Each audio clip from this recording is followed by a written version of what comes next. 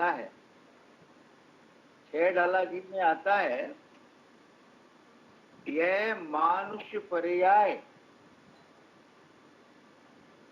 सुकुल और सुनिवो जिनवाणी, यह विद गए फिर ना मिले, सुमण ज्यों उदधि समानी। ये एक बात है, ये मानुष पर्याय बहुत बहुत बहुत दुर्लभ है। ये जीव यानी हम यानी मैं अनंत काल तक निगोद में रहा। निगोद में जहां एक सांस में 18 बार जन्म मरण होता है, ऐसे निगोद में रहा। और महाभाग्य से, महापुण्य के उदय से, या निगोद में क्या होता है, निगोदिया जीव को मैं हूं ऐसी फीलिंग भी नहीं होती। ये अच्छा है, ये बुरा है, ये पुण्य है, ये पाप है, इसकी बात तो दूर। वहां चेतना इतनी कम होती है पर्याय में, स्वभाव में नहीं। कल बताया था कि स्वभाव से तो हम ही भगवान है। पर्याय में चेतना यानी ज्ञान दर्शन इतना कम होता है कि यही नहीं मालूम होता कि मैं हूं। मैं हूं यानी अपने अस्तित्व को अनुभव नहीं कर पाती। आलू आदि में अनंत निगोदिया जीव भरा पड़ा है। तो कहते हैं जो निगोदिया अनंत काल तक निगोद में रहे,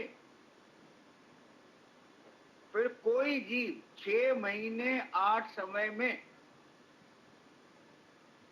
608 जीव निकलते हैं निगोद से।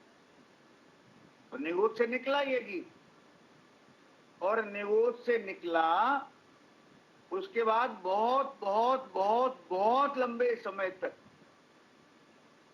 एक इंद्रिय पर्याय में रहा।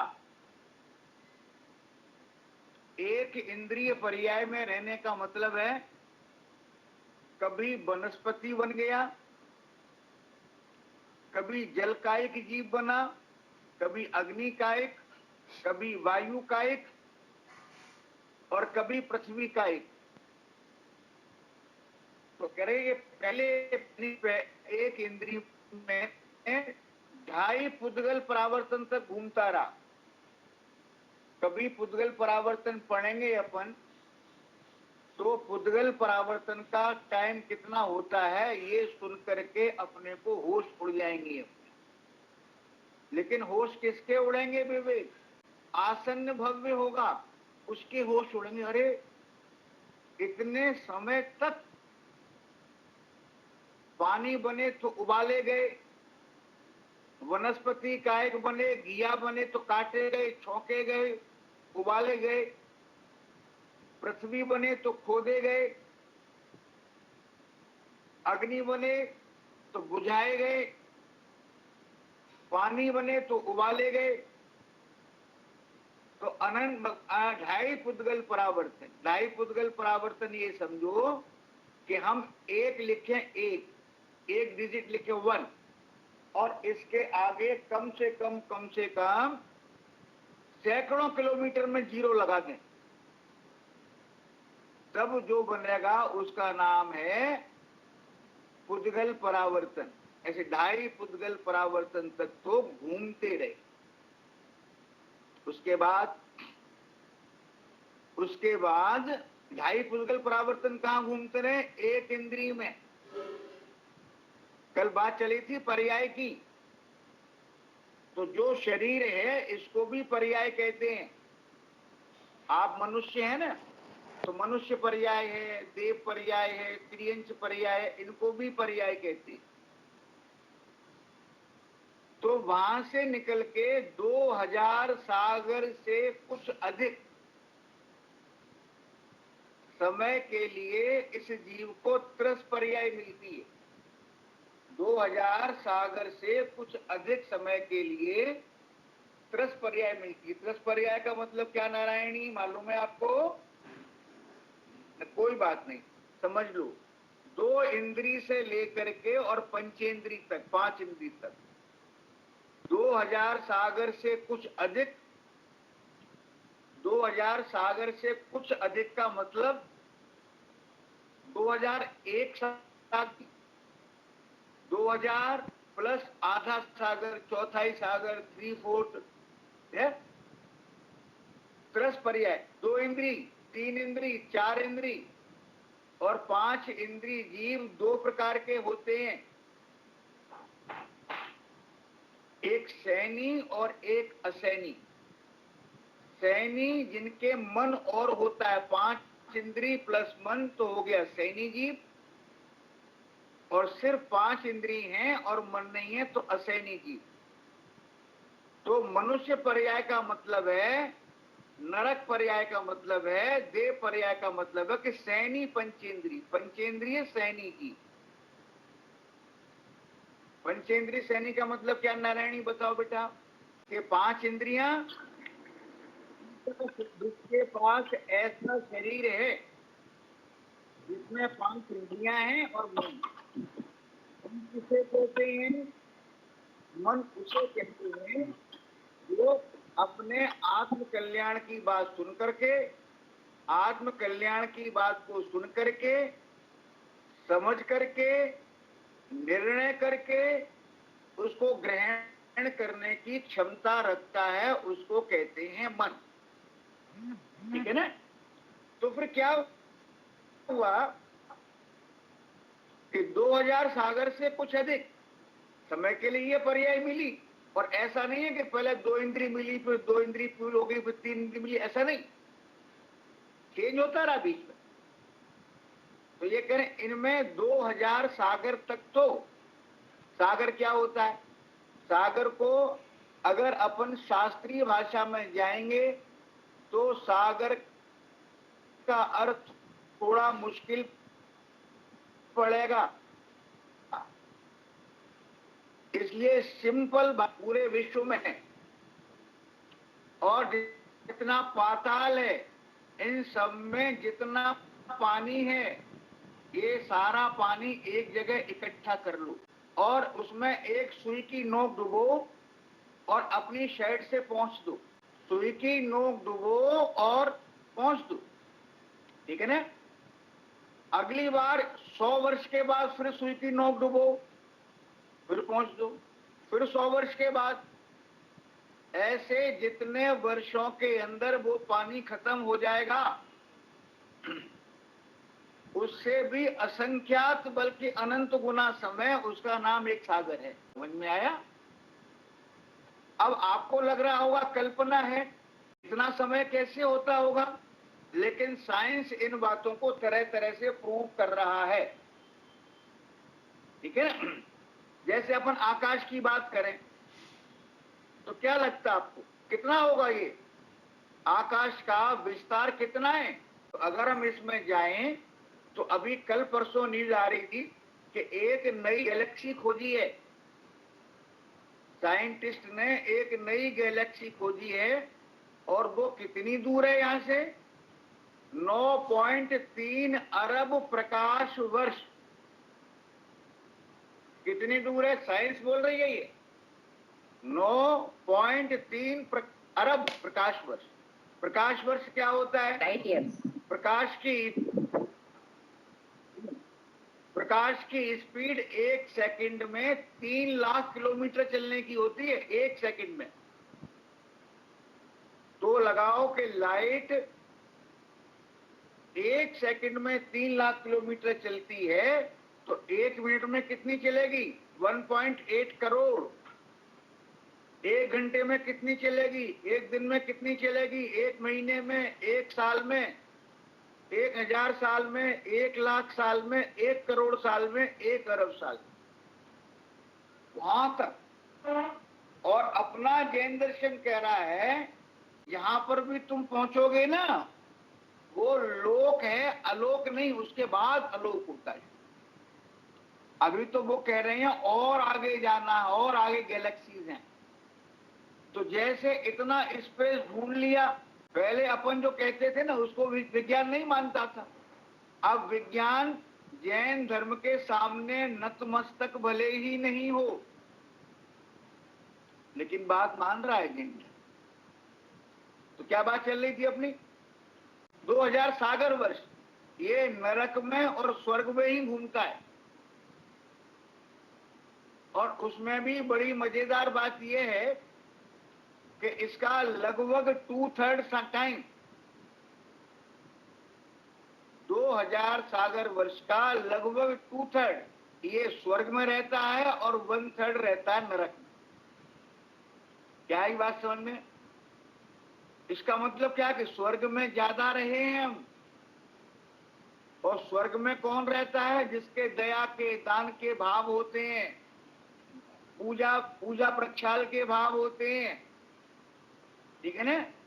तो अधिकतर समय इसका 2000 सागर वर्ष में कहां निकला? क्या कह रहे हैं इसमें? तो ऋषि अपन ने क्या किया? धर्म पहली बार कर रहे हैं ऐसा नहीं है। धर्म माने शुभ भाव, अच्छे अच्छे भाव होना। गरीब को दान दे दिया, पात्र को, कुपात्र को नहीं। और प्रशंसा की कामना रखे बिना दान दिया। तो इन क्या हुआ कि ये 2000 सागर वर्ष में 2/3 टाइम इसका, लगभग 2/3 समय इसका निकला कहां पर? स्वर्ग में। और 1/3 टाइम निकला नरक में। कितना समय था इसके पास? सुनना भैया, बात क्या चल रही है? ये मनुष्य जीवन कितना दुर्लभ है। फिर दोबारा कहते हैं, ये जीव अनंत काल तक निगोद में रहा, वहां से निकला तो 2.5 पुद्गल परावर्तन तक एक इंद्री में घूमता रहा। पुद्गल परावर्तन भी बहुत बहुत बहुत बहुत बहुत बहुत लंबा समय होता है। उसके बाद साधिक 2000 सागर से कुछ अधिक वर्ष के लिए इसको त्रस पर्याय मिली। त्रस पर्याय माने क्या? 2 इंद्री से लेके पंचेंद्री तक। पंचेंद्री 2 प्रकार के हैं, सैनी और असैनी। सैनी कौन है? जिसके पास मन होता है, भूख लग रही है, परेशान हो रहे हैं, वो मन का काम नहीं है। मन से कहते हैं सारे का। अरे वाह, वेरी गुड। मन किसे कहते हैं बेटा? जो आत्म कल्याण की बात को सुन करके, समझ करके, चिंतन मनन करके निर्णय कर सकता है, ठीक है ना, और उसके अनुसार पुरुषार्थ कर सकता है, उसको बोलते हैं मन। तो पंचेंद्री 2 प्रकार के हैं, सैनी और असैनी।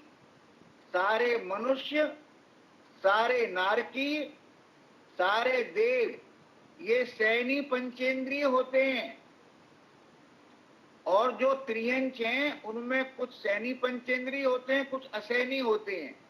और बाकी के 2 इंद्री वाले, 3 इंद्री वाले, 4 इंद्री वाले होते हैं। तो चींटी है, लट है, लट समझते हो, मधुमक्खी है, ठीक है ना, ऐसे बहुत सारे जीव। केंचुआ है, घुन है जो आपके यहाँ पड़ जाता है, दीमक है ना। आप देखो कितनी तरह के जीव हैं। ये सब कहाँ जाते हैं? 2 इंद्री से लेकर के 4 इंद्री तक। सांप है ना, सांप, ऐसा बताते हैं, मुझे बहुत नॉलेज नहीं है इस चीज की, कि सांप पंचेंद्री भी होता है और सैनी पंचेंद्री भी होता है। क्या बात चल रही थी? तो ज्यादातर समय कहां गया? स्वर्ग नरक में। तो 2000 सागर तो गए स्वर्ग नरक में। इसके बाद जो बचा, 1 सागर से भी कम समय, आधा भी हो सकता है, चौथाई भी हो सकता है, 3/4 भी हो सकता है, उस समय में आप सैनी पंचेंद्री, और सैनी पंचेंद्री नहीं, 3 इंद्री, 4 इंद्री, 2 इंद्री, असैनी पंचेंद्री, सैनी पंचेंद्री बने। और उसमें आपको 48 भव, कितने भव? 48 भव आपको मनुष्य के मिलते हैं। और ये एक के बाद एक नहीं मिलता, ये सारे जो भव है ऋषि, ये सारे भव एक के बाद एक नहीं मिलते, कभी कोई कभी कोई कभी कोई कभी कोई कभी कोई, है ना। तो क्या बात चल रही थी, 48 भव मिलते हैं, और कई जगह आता है कि 24 भव मिलते हैं। 48 भव में 16 भव मनुष्य के, 16 मिलते हैं स्त्री के, 16 पुरुष के, 16 स्त्री के, और 16। इसका अर्थ कुछ दूसरा है, वो हम पढ़ेंगे, बाद में समझाएंगे आपको, अभी तक समझ लो, है ना। इतने भव मिलते हैं, तो नपुंसक भव है तो कोई पुरुषार्थ नहीं हो सकता, ठीक है ना। स्त्री का भव है तो एक लिमिट तक पुरुषार्थ हो सकता है, मनुष्य का भव है तो एक कितना ही पुरुषार्थ हो सकता है। देखो दिव्या, समझ में आ रही है बात? हाँ जी है ना। देखो कि कितना लंबा स्पैन 16 भवों में, ये जो 16 भव है आए और डेथ होगी, कई बार ऐसा होगा कि माँ के पेट में आए और जन्म हुआ और मरण हो गया, इतने भव हुए ना। अच्छा, फिर क्या हुआ कि सारा शरीर भी पूरा मिला आपको, लंबी उम्र भी मिली, लेकिन बीमारी मिल गई। कहां पैदा हो गए? कबीलों में जाकर के। तो उन 16 भवों में से कितने भव तो इस तरह से वेस्ट हो जाते हैं। तो आना करो कि ये जो मनुष्य भव मिला है, आप पुरुष हैं या आप स्त्री हैं। ये नहीं है कि 16 पुरुष के मिलेंगे आप पुरुषार्थ कर सकते हैं। सिर्फ कहना ये है कि उन 16 भवों में आप एक दो भव में ही पुरुषार्थ कर सकते। तो ये मनुष्य जन्म कितना दुर्लभ है, ये मनुष्य जन्म कितना दुर्लभ। तो कह रहे हैं ये मानुष पर्याय, और इस मनुष्य भव में फिर जिनवाणी मिल जाना, है ना, जिनदेव मिल जाना कितना दुर्लभ है। और अगर इस मनुष्य भव को सफल नहीं करेंगे तो क्या कहते हैं वो आचार्य श्री, क्या कहते हैं, यह मानुष पर्याय ये विद गए, इसी तरीके से बर्बाद कर दोगे। किस तरीके से? जिस तरीके से करते आए हो पिछले भवों में, और जिस तरह से अब कर रहे हो, बर्बाद कर दोगे तो ये मनुष्य पर्याय पूरी हो जाएगी। फिर अगली बार मनुष्य कब बनोगे नहीं कह सकते। और जिस समय ये 48 भव पूरे हो जाएंगे फिर निगोद में, और फिर निगोद में अनंत काल तक भटकते भटकते भटकते भटकते भटकते भटकते फिर निकल करके ये साइकिल फिर चलेगा। फिर पुरुषार्थ नहीं किया फिर निगोद। तो ये कह रहे हैं कि अगर इस जीवन को जैसे तुम बर्बाद करते आए हो, मनुष्य जीवन को, कौन से मनुष्य जीवन को? जो अनंत काल में ठीक ठाक दो चार मिलते हैं, अगर ये भी बर्बाद कर दिया तो ऐसे मानना जैसे महाकीमती मणि आपने समुद्र में फेंक दी। समुद्र में फेंकी हुई मणि का मिलना दुर्लभ है, लेकिन कदाचित वो मिल भी जाए। लेकिन ये मनुष्य पर्याय अगर वेस्ट चली गई तो ये दुर्लभ है। कब मिलेगी नहीं कह सकते, अभी मौका है। हाँ जी, कहाँ गई वो बहन जी जो पूछ रही थी, कुछ चर्चा कर रही थी, बताइए। हाँ बोलो माला। वो जो एक मिनट भैया, मुनि व्रत धार अनंत बार ग्रीव कुब्जायो। हाँ तो वो यही तो किया, वही आ रहे हैं, वही आ रहे हैं। तो अब ये बात हो गई कितने समय के बाद, जो 2 1 2 3 2 4 हैं, तो कभी का भाव हुआ, कभी कम करने का भाव था, धर्म का मार्ग बताने वाले मिले आपको, लेकिन उन्होंने कौन सा वाणी भी मिल गई आपको, उन्होंने सुनने तो माने वाले समझाने वाले भी मिल गए आपको, सारी बातें हो गई। लेकिन उन्होंने धर्म का मार्ग बताया क्या आपको? व्रत कर लो, उपवास कर लो, ये नियम ले लो, ये नियम ले लो, कर्म काटोगे तो तुम्हारा कल्याण होगा। कर्म कैसे बनते हैं? राग करने से बनते हैं, द्वेष करने से बनते हैं। तो राग और द्वेष को दूर करो, राग और द्वेष को कम करो, तो कर्म का बंधन कम हो जाएगा। ठीक है ना? तो उन्होंने आपको मार्ग क्या बताया?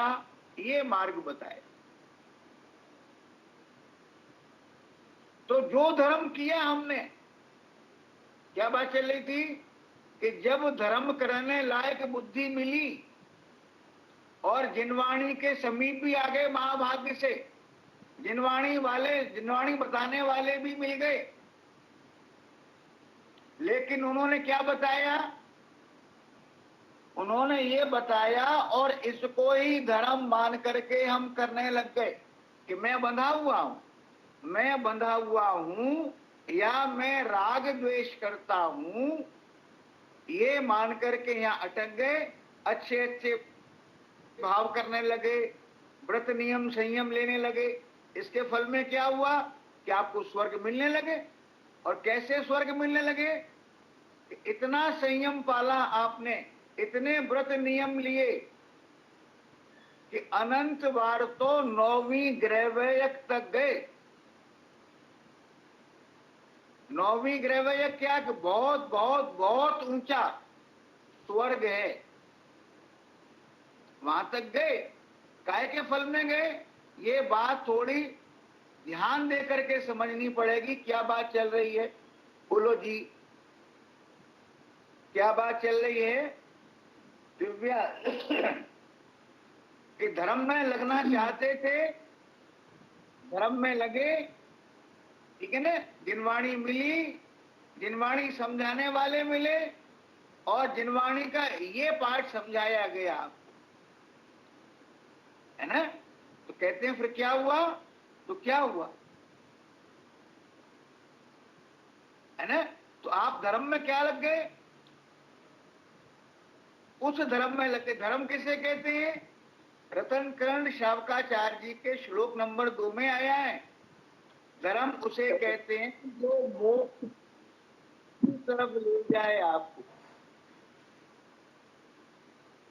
लेकिन जो धर्म हमने किया वो कहां ले गया? अपने को स्वर्ग में ले गया। आप ऐसे वैसे स्वर्ग आपको मिलते चले गए। रुचि समझ में आ रही है बेटा? ठीक है ना? लेकिन ये धर्म जो वास्तव में धर्म मोक्ष की ओर ले जाने वाला, वो नहीं मिला। अब यहां पर एक शब्द का इस्तेमाल करना, उस शब्द के लिए इतनी भूमिका बने, वो करते हैं। अभी एक बात और याद आ गई। तो जो आत्मार्थी होता है, हाँ जी माला बहन जी, जो आत्मार्थी होता है वो ये नहीं सोचता कि मैं तो पूर्ण हूं, परिपूर्ण हूं, पहले भी था, अब भी हूं, आगे भी रहने वाला हूं, अभी नहीं करूंगा, आगे कर लूंगा। जो रियल आत्मार्थी होता है वो ये सोचता है, हे भगवान, अगर ये मेरा अंतिम भव हुआ, अगर ये मेरा अंतिम भव हुआ तो क्या होगा? अगर मैं धर्म नहीं कर पाया तो क्या होगा? और सुनो, 2 कॉन्सेप्ट हैं यहां पर। एक तो यह है कि अंतिम भव में धर्म होता ही नहीं, तो अंतिम भव में धर्म नहीं होता, आगे तो मिलने वाला है निगोद। और दूसरा कॉन्सेप्ट यह है कि जो अंतिम भव में धर्म कर लेता है उसको एक भव और मिलता है। अब बहुत प्रयोजनभूत बात नहीं है। अब यहां कहना यह है कि सब लोगों को पुरुषार्थ ये सोच करके करना चाहिए कि अगर ये अंतिम भव हुआ तो क्या होगा। अब यहां पर बात चल रही है कि महाभाग्य से जो धर्म किया ना आपने, देखो दिव्या, सब लोग सुने और बहुत ध्यान से सुने। जो धर्म किया आपने उसमें अपने को बंधा हुआ माना, अपने को रागी द्वेषी माना, यानी अपने को पर्याय वाला माना, पर्याय से देखा आपने। क्योंकि राग द्वेष कहां पर है कि राग द्वेष कल चर्चा हुई थी ना, पर्याय में है, स्वभाव में नहीं है। स्वभाव तो अपना भगवान जैसा है, भगवान के स्वभाव में और मेरे स्वभाव में किंचित मात्र भी अंतर नहीं है। अंतर कहां पर है? अंतर है पर्याय में। क्या अंतर है कि राग द्वेष है, लेकिन राग द्वेष वो है, कर्म का बंधन है, तो वहीं अटके रहे हम स्वभाव की तरफ नहीं आ पाए। स्वभाव की तरफ आने का क्या लाभ होगा अभी बताएंगे। क्या होता है, हमारी जो दृष्टि है, सुनना भैया बहुत इंपॉर्टेंट बात है, बहुत ही इंपॉर्टेंट बात है। ये बात चल रही थी अपनी कि हमें राग द्वेष क्यों होता है तो हम क्या, हमारा स्वभाव कैसा है? भगवान जैसा।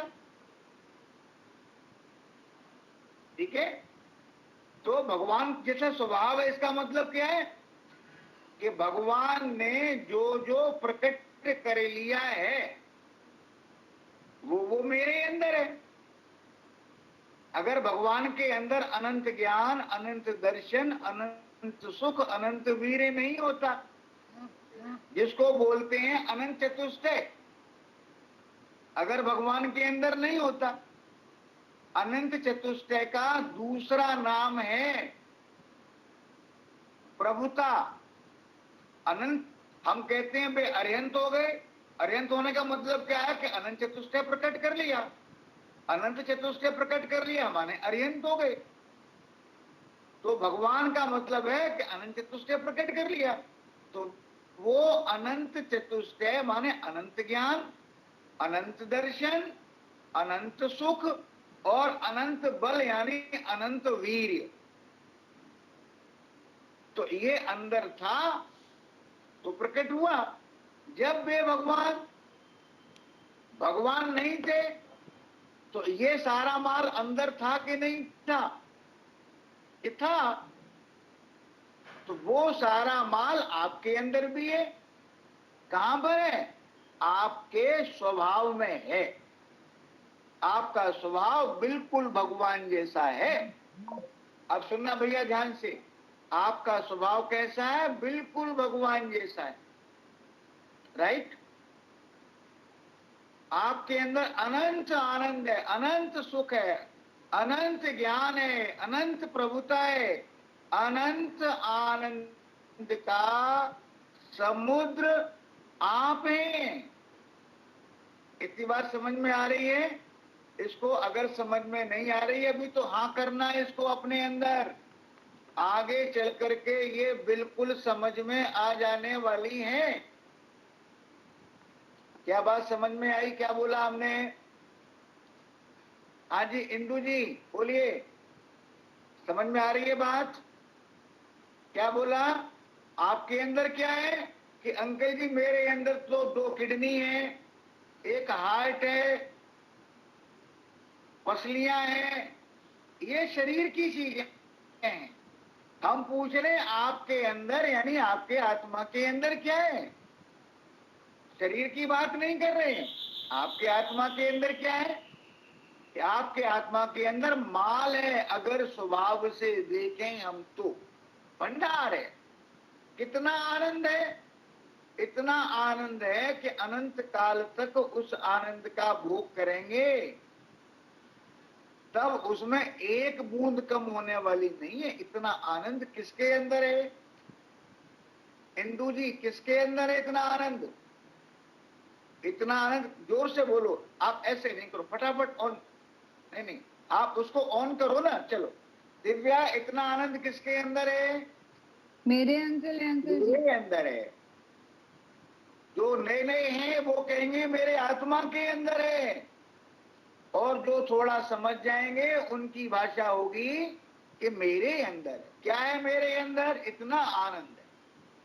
अब जब हम, और हमको आनंद चाहिए, सुख हम चाहते हैं, गर्मी लगी दुख महसूस हुआ और उस दुख को झेलना नहीं चाहते, सुखी होना चाहते हैं, तो सुख कहां माना? कि सुख माना हमने एसी में। शाबाश, वेरी गुड माला बहन जी। सुख कहां माना हमने? सुख माना हमने एसी में। एसी ऑन किया, सुखी हो गए। सुख कहां माना हमने? कपड़ों में माना। सुख कहां माना? मकान में माना। सुख कहां माना? धन में माना। सुनना, बहुत इंपॉर्टेंट लेक्चर है आज का। तो हमने सुख आत्मा के बाहर ही बाहर देखा। कहां देखा सुख? आत्मा के बाहर। और जहां अपने को सुख मिलने की उम्मीद लगी, वो हमको इष्ट लगा, अच्छा लगा। और जहां हमें सुख मिलने की उम्मीद नहीं थी, जहां हमें सुख मिलने की उम्मीद नहीं थी या दुख मिलने की उम्मीद थी, उससे अपने को क्या हुआ? वो अनिष्ट लगा। हमें क्या लगा? एक इष्ट लगा, एक अनिष्ट लगा। एक कमरे का मकान अनिष्ट लगा, 6 बेडरूम का मकान इष्ट लगा। पैदल चलना अनिष्ट लगा, स्कूटर में चलना इष्ट लगा, कार में चलना इष्ट लगा। तो हमें सुख कहां लगा? सुख इन चीजों में लगा। अब दो बातें होती हैं यहाँ पर। कितनी बात समझ में आ रही है? रिपोर्ट दो। 100% अंकल जी। अब ये कह रहे हैं कि जहां जहां सुख लगा हमें, रुचि देखना कि स्वभाव से आत्मा को देखना क्यों जरूरी है। अपन ने धर्म तो किया, लेकिन स्वभाव तक नहीं आए, बाहर ही बाहर उलझे रहे। तो स्वभाव तक आने का फायदा क्या होता है, ये बताने की कोशिश करूंगा मैं आपको। तो बाहर ही बाहर घूमते रहे, तो क्या हुआ कि जिन जिन चीजों से सुख मिलने की उम्मीद थी, उनसे राग किया, और जिनसे दुख मिलने की उम्मीद थी, उनसे द्वेष किया। समझ में आ गया? और आगे चलें। जिनसे सुख मिलने की उम्मीद थी, अगर वो चीज हमारे पास है, तो हमने क्या सोचा कि ये सेफ रहे, कोई ले न जाए इसको, और ये बढ़ती रहे। ये दो बातें सोची हम। और जिससे सुख मिलने की उम्मीद है, अगर वो मेरे पास नहीं है, तो कैसे मिलेगी, कैसे आए, क्या करूं? ठीक है ना? इसमें तो करें, जिससे सुख मिलने की उम्मीद है, अगर वो चीज मेरे पास थी, तो उसको बनाए रखने के चक्कर में रहा, उसको बढ़ाने के चक्कर में रहा। और अगर वो चीज मेरे पास नहीं है, तो वो कैसे मिले, इस चक्कर में रहा। इसमें जो हमारे परिणाम होते रहे, वो संक्लेश परिणाम होते रहे। संक्लेश का मतलब उलझे रहे परिणाम। संक्लेश का मतलब है चीज मिल गई तो खुश हो गए, और वो चीज नहीं मिलनी तो दुखी हो गए। एक मजदूर ने 500 रुपए के लिए सवेरे से शाम तक मजदूरी क्यों की रिची? इसलिए की कि 500 रुपए मिलेंगे, खाना लाऊंगा, भूख मिटेगी। अगर भूख रहेगी तो दुखी रहूंगा, भूख मिट जाएगी तो सुखी रहूंगा। ठीक है ना? तो बड़े उम्मीद से काम कर रहा है वो। और शाम को जब पैसे लेने की नौबत आई, मालिक से पैसे लेने गया, और मालिक मान लो हार्ट अटैक हो गया मालिक को। अब पैसे कौन देगा उसको? अब क्या हो रहा? हाय क्या होगा, हाय क्या होगा, क्या होगा? तो इसमें ये परिणाम होते हैं। संक्लेश चलता रहा, इसके कारण कर्म बंधन होता रहा। दूसरी बात, जिन जिन चीजों को हमने इष्ट नहीं माना, दुख का कारण माना,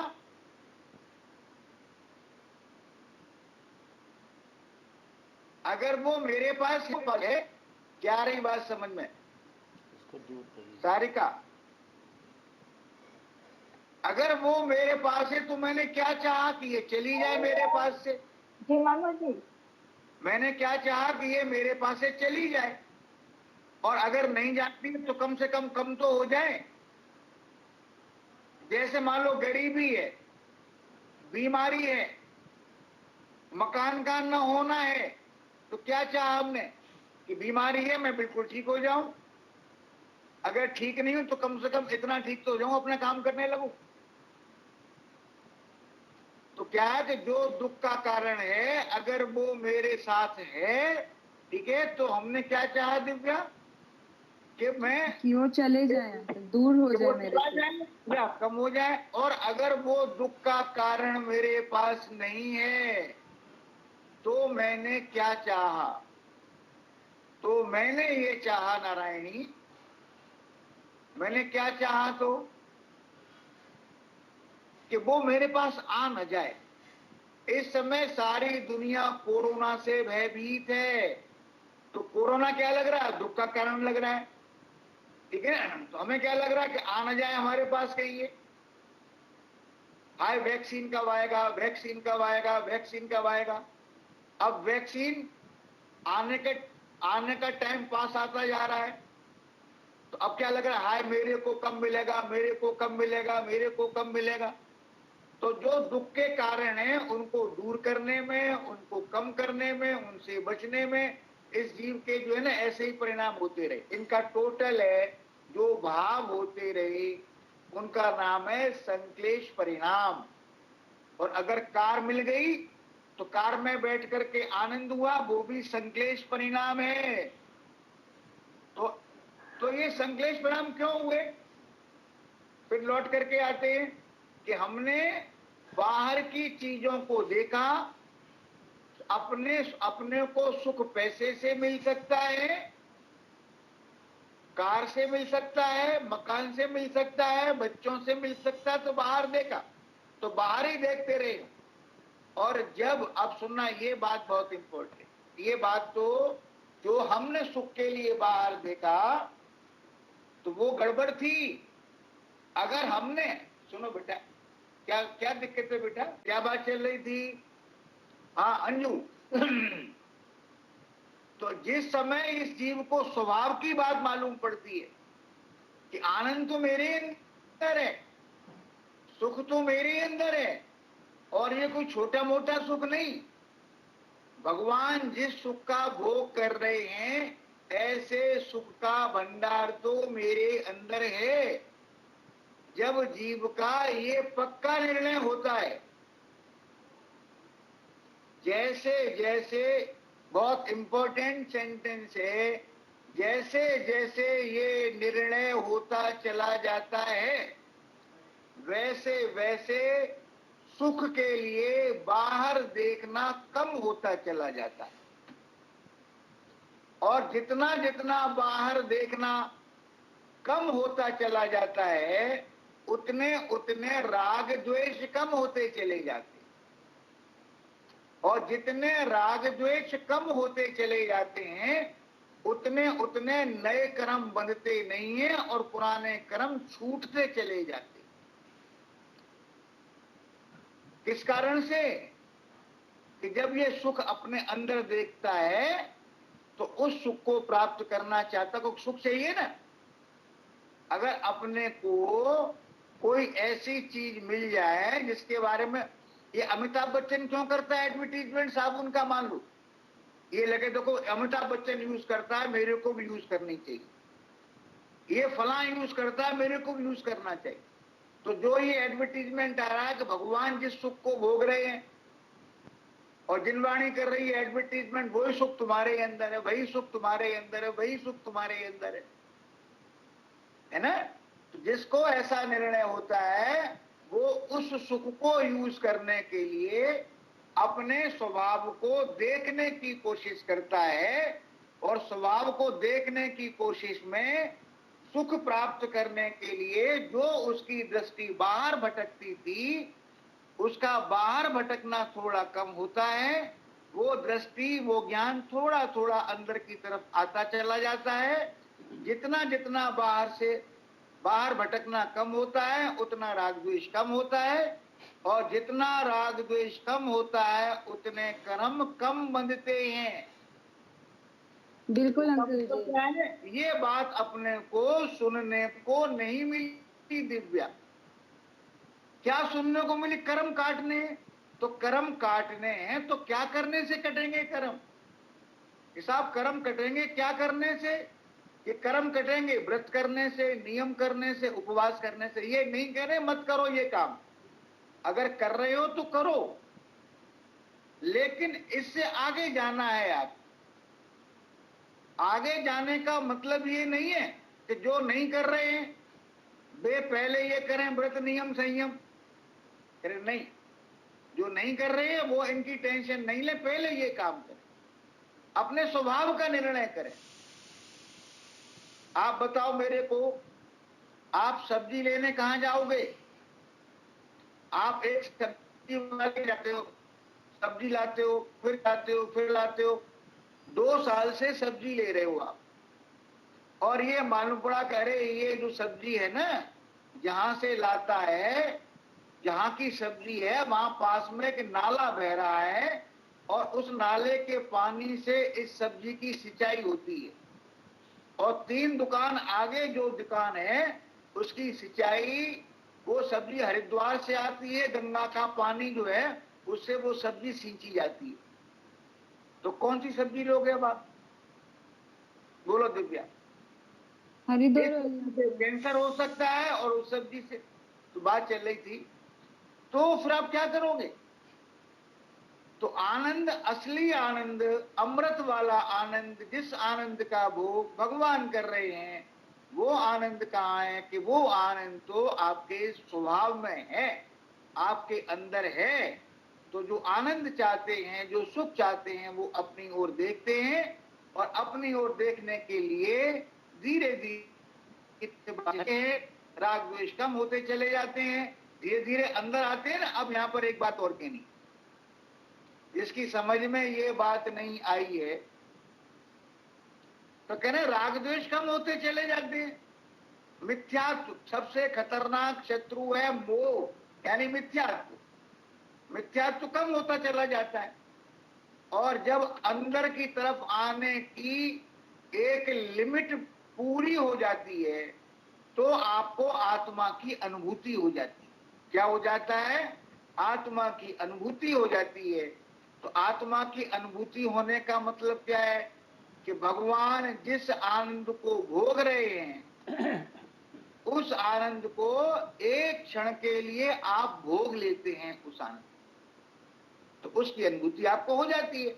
और जब एक बार उसकी अनुभूति हो जाती है तो वहां जो आनंद आया वो ऐसा आनंद होता है कि बार बार उस आनंद को भी इच्छा होती है, और उस आनंद को भोगने के लिए बार बार आत्मा की तरफ देखते हैं आप, और बार बार आत्मा की तरफ आने में आपके ज्ञान में आत्मा आत्मा घूमता है, स्वभाव घूमता है, अपनी प्रभुता घूमती है, अपने अंदर अनंत आनंद का समुद्र है वो घूमता है। फिर अनुभूति होती है आपको, फिर जल्दी जल्दी होने लगती है, फिर और जल्दी जल्दी होने लगती है, फिर बाहर के नियम संयम आ जाते हैं, सारे काम हो जाते हैं। तो मेन काम, जो मेन बात चल रही थी वो चल रही थी कि अपन हैं, अनादिकाल से हैं, और खूब धर्म करना चाहा, लेकिन धर्म के नाम पर अपन ने जो जो क्रियाएं करी, जो जो अच्छे अच्छे भाव किए, जो भंडारे लगाए, जो गरीबों को सामान दिया, जो कोरोना के टाइम में लोगों को खाना खिलाया, है ना, जो मंदिर जाकर के भगवान की पूजा करी खूब सारे द्रव्यों से, अच्छे भावों से, इसके फल में स्वर्ग तो मिला, लेकिन मोक्ष की तरफ कदम तब बढ़ेंगे जब अपने स्वभाव की ओर देखेंगे, और स्वभाव की ओर तब देखेंगे जब आपको अपना स्वभाव बिल्कुल परिपूर्ण अनंत आनंद का भंडार लगे। अब एक बात जो कहनी है, जिसके लिए ये सारी भूमिका बांधी गई, इसमें कौन सी बात समझ में नहीं आ रही? बोलो भैया। बिंदु, ये बताना है बच्चों की समझ में बात आई होगी कि नहीं आई होगी? बिल्कुल आई है अंकल, आप बताए और नहीं आए तो हो नहीं सकता अंकल। जितेंद्र जी बताइए, अब क्या हुआ इसके बाद? अंजू, अब एक शब्द आता है, फटाफट जवाब दिया करो ऑडियो खोल खोल के अपने। पूजा जी, एक शब्द आता है पूजा, उसका नाम है काकतालीय न्याय। क्या होता है? काकतालीय न्याय। काकतालीय न्याय का मतलब क्या होता है, हमने ये बताना था आपको इसके लिए, लेकिन वो बताना भी सारा बहुत जरूरी था। काकतालीय न्याय का मतलब होता है कि सोचो भैया कि एक कौवा है और वो कौवा उड़ता हुआ जा रहा है और बाई चांस एक अंगूर के पेड़ के नीचे से निकला वो, और इधर अंगूर पेड़ से टूटा और इधर बाई चांस जम्हाई लेने के लिए उसने अपनी चोंच खोली और वो अंगूर उसकी चोंच में फंस गया। क्या ही बात समझ में? रिची, बात समझ में आ रही है? रिची, क्या इसको क्या बोलेंगे? काकतालीय न्याय। काक माने कौआ। आज प्रेरणा नहीं आई क्या? पूजा तो आई है शायद। पूजा,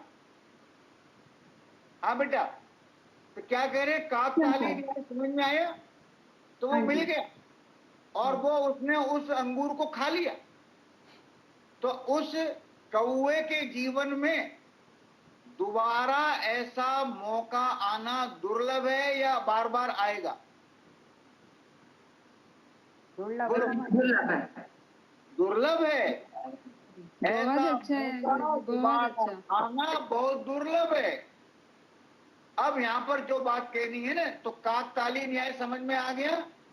काकतालीय न्याय का मतलब क्या है? और देखो कितना दुर्लभ है कि इधर सीप खुली और पानी की बूंद उसमें गिरी और सीप बंद हो गई।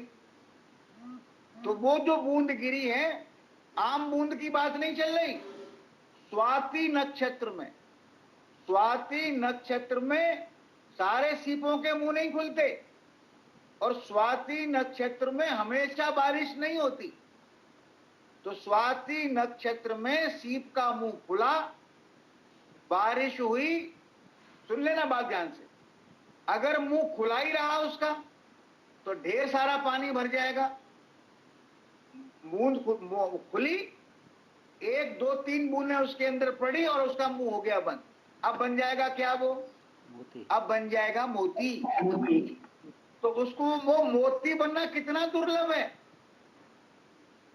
ऐसे ही अपने इस मनुष्य जीवन में, मनुष्य जीवन में स्वभाव की बात मिलना कितना दुर्लभ है। क्या कहना चाहिए? धर्म के नाम पर स्वभाव की बात मिलना, कह रहे तू पूर्ण परमात्मा है, अनंत आनंद से भरा हुआ समुद्र है, ज्ञान का भंडार है, हमारे गुरुदेव की भाषा में अनंत गुणों का गोदाम है, अनंत शक्तियों का संग्रहालय है। ये सब स्वभाव की बातें हैं। तो ये स्वभाव की बात सुनने को मिलना कितना दुर्लभ है। अब आती है बात, कहीं मिली स्वभाव की बात और उस समय अपना दिमाग कहीं और है, तो वो स्वभाव की बात मिलने का फायदा होगा कि नहीं होगा? वो अंगूर कभी गिरेगा और चोंच कभी खुलेगी। तो जिस समय वो स्वभाव की बात चल रही है, उस समय जो बहुत भाग्यशाली जीव होंगे, महापुरुषार्थी जीव होंगे, उनकी चोंच खुलेगी। उनकी चोंच खुलने का मतलब क्या है कि उनकी पात्रता, उनको उस समय अपना ज्ञान, अपना ध्यान, अपनी शक्ति और कहीं नहीं लगेगी, उनकी समझने में लगेगी। बहुत सारे जीव ऐसे हो सकते हैं बहुत सुनी है ये बातें, बहुत ऊंची। बहुत से लोग क्या करेंगे, देखो ऋषि ये तो साहब बहुत ऊंची बातें हमारे मतलब की नहीं है, अपन तो छोटे आदमी हैं, भगवान के दर्शन करें अपन, ठीक है। अब मैं देख रहा हूं 64 लोगों ने ज्वाइन किया था, 6 लोग आगे पीछे हो गए। क्यों हो गए? इसमें कुछ लोग ऐसे हो सकते हैं क्योंकि जो बहुत दिनों स्वाध्याय कर रहे हैं, मेरे साथ ही कर रहे हैं, हो सकता है कि वो लोग अलग बैठ करके स्वाध्याय करने लगे हों कि चलो ये बातें तो बहुत बार सुनी है। हो सकता है कुछ नए लोग करें, अरे ये तो ये कह रहे हैं कि भगवान हो तुम, तुम्हारे अंदर, भगवान के अंदर जो माल भरा हुआ है वो सारा माल तुम्हारे ही अंदर है। अंतर क्या है? अंतर ये भगवान उसका भोग कर रहे हैं, तुम भोग नहीं कर पा रहे हो। ऐसा कोई हो सकता है? ऐसा तो होना बहुत मुश्किल है। कहां हम और कहां भगवान? गड़बड़ क्या कर रहे हैं वो कि पर्याय से आगे नहीं बढ़ पा रहे। पर्याय में कहां हम और कहां भगवान? तो कह रहे हैं काकताली न्याय उन पर लागू नहीं हो रहा है। परीची बात समझ में आ रही है जो मैं कहना चाह रहा हूं? अभी तुम लोगों ने, सुनो रिची, तुम लोगों ने कई लोगों को फोन किया कि वो अंकल जी स्वाध्याय करा रहे हैं। अब तुम चुप जुड़े हुए हमारे से 2-3 महीने से, आपको अच्छा लग रहा है, आपने फोन किया। अब उनमें कई जवाब मिले होंगे, हम तो ऐसा है, हम वो कर रहे हैं, हम वो कर रहे हैं, हम वो स्वाध्याय कर रहे हैं, वो काम कर रहे हैं, हम गुरु जी के पास जा रहे हैं। और कुछ लोग ऐसे होंगे जो तुमने कहा और काम भी करने हैं उनको, उन्होंने मैनेज कर लिया होगा कि हम करेंगे।